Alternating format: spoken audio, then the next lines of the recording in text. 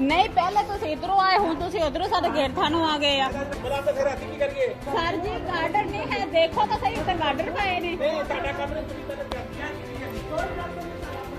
ਆਪਣਾ ਘਰ ਅੱਗੇ ਕੰਮ ਕੋਲ ਦੇਖੇ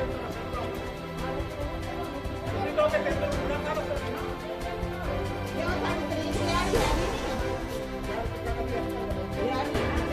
ਉਹ ਸਾਡਾ ਘਰ ਨਹੀਂ ਤੁਸੀਂ ਉਧਰੋਂ ਦੀ ਆਏ ਹੋ ਅੱਛਾ ਬਾਤ ਸ਼ੋਰ ਨਹੀਂ ਕਰਨਾ ਬਾਕੀ ਹੁਣ ਸ਼ੋਰ ਨਹੀਂ ਕਰਨਾ ਇਹ ਅਸੀਂ ਗੱਲ ਕਰਦੀ ਹੈ ਸਾਡੀ ਗੱਲ ਦਾ ਸ਼ੋਰ ਹੋ ਜਾਂਦਾ ਹੈ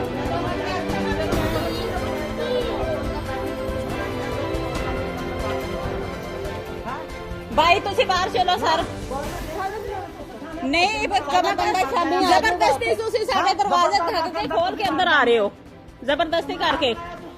अस्सलाम वालेकुम नाज़रीन, आप देख रहे हैं प्रोग्राम ज़िंदगी का सफ़र। हमेशा हमने कोशिश की है कि पुलिस की अच्छी एक्टिविटी को भी दिखाया जाए, जहां पुलिस की नेग्लिजेंसी है, जहां गुंडागर्दी है, वो भी हमने हमेशा वो है दिखाई। आज इसी तरह का एक वाक़या सकना बुरेवाला के नवाई गांव 425 EB में वाक़या पेश आया। पुलिस ने गुंडागर्दी करते हुए बगैर लेडी कांस्टेबलान के ज़बरदस्ती घर में दाखिल हुए। क्या माजरा है, मजीद इनसे जान लेते हैं। ਇਹਨਾਂ ਦਾ ਕਬਜ਼ਾ ਆਪਣੇ ਇਹਨਾਂ ਦਾ ਆਪਣੀ ਖੁਦ ਜ਼ਾਤੀ ਜ਼ਮੀਨ ਹੈ ਤੇ ਪੁਲਿਸ ਵਾਲੇ ਆਏ, ਦਰਵਾਜ਼ੇ ਤੋੜੇ, ਗੇਟ ਵੀ ਤੋੜਿਆ। ਅਸੀਂ ਸਾਰੀਆਂ ਔਰਤਾਂ ਅੰਦਰ ਬੈਠੀਆਂ ਹੋਈਆਂ ਸੀ, ਕੋਈ ਕਿਸੇ ਤਰੀਕੇ ਤਰ੍ਹਾਂ ਬੈਠੀ, ਕੋਈ ਸਰ ਤੋਂ ਉਤਾਰਿਆ ਸੀ, ਕਿਸੇ ਦੇ ਕੋਈ ਬੱਚੇ ਖੇਡ ਰਹੇ ਸੀ। ਉਹ जनाब आते ही उन्होंने शोर मचाना कर दिया, गाली निकाली, बाहर बोलना शुरू कर दिया। उन्होंने किसी को धक्के दिए, कहते हैं आप यहाँ से निकले, हमने इनको कब्जा दिलवाना है। पर हमने कहा भी ये हमारी ज़ाती ज़मीन है, हमारे पास कब्जा, हमारे पास इनकी रजिस्ट्री भी है, इंतकाल है, इसका ये फर्द भी है, ये लिया हुआ है, हमने स्टे भी लिया हुआ है। हमें धक्के दिए और हमें कहना आप यहाँ से निकले। हमने दूसरी पार्टी को ना ਸਿਬਲ ਵੀ ਤੁਹਾਡੇ ਨਾਲ ਨਹੀਂ ਹੈਗੀਆਂ, ਤੁਸੀਂ ਆ ਗਏ ਹੋ। ਜੀ ਅਸੀਂ ਰੋਕਿਆ ਸੀਗਾ ਉਹਨਾਂ ਨੂੰ, ਪਰ ਉਹਨਾਂ ਨੇ ਸਾਡੀ ਇੱਕ ਵੀ ਨਹੀਂ ਸੁਣੀ। ਜ਼ਬਰਦਸਤੀ ਅੰਦਰ ਘੁਸੇ ਹੈਗੇ ਨੇ, ਉਹਨਾਂ ਨਾਲ ਲੇਡੀ ਕਾਂਸਟੇਬਲ ਵੀ ਨਹੀਂ ਸੀਗੇ, ਜ਼ਬਰਦਸਤੀ ਅੰਦਰ ਆਏ ਨੇ।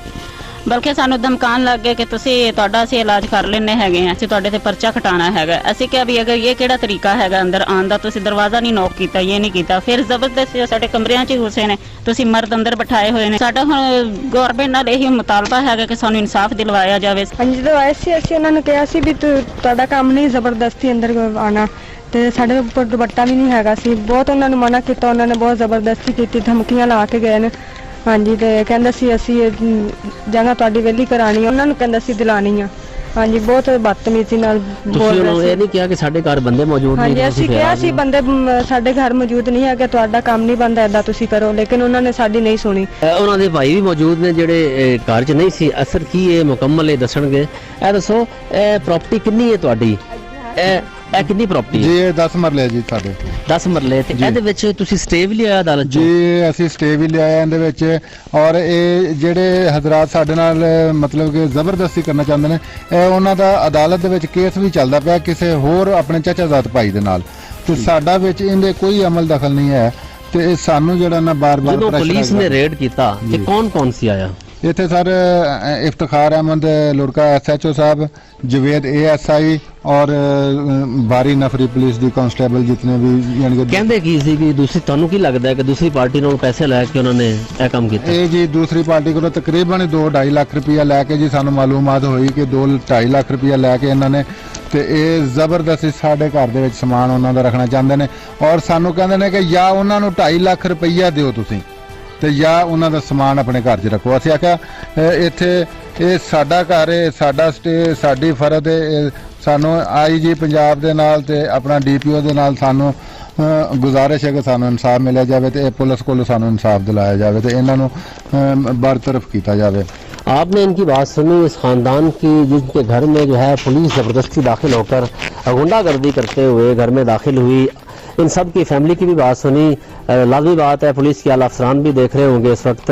इन सब का यही मुतालबा है कि एक आम शख्स जब भी किसी के घर में वो दाखिल हो जाए ज़बरदस्ती, तो उसमें एक जुर्म होता है 452, वो एक आम शख्स पे लग सकता है।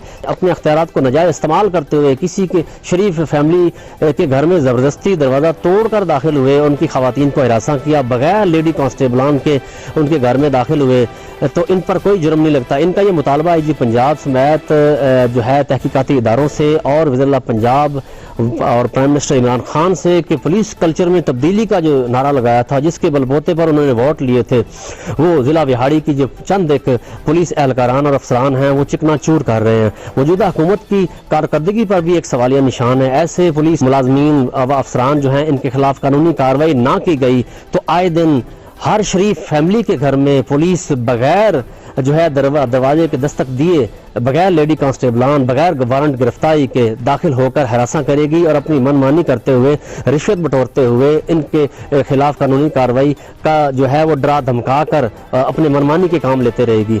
इन्होंने मुतालबा किया है कि इनके खिलाफ कानूनी कार्रवाई की जाए, जो है इनको मुअत्तल किया जाए, डिसमिस किया जाए, ताकि किसी भी शरीफ फैमिली के घर में ये पुलिस एहलकारान और मुतलका शेख फाजिल जो एहलकारान व मुलाजमीन हैं इनके खिलाफ कानूनी कार्रवाई अमल में लाई जा सके।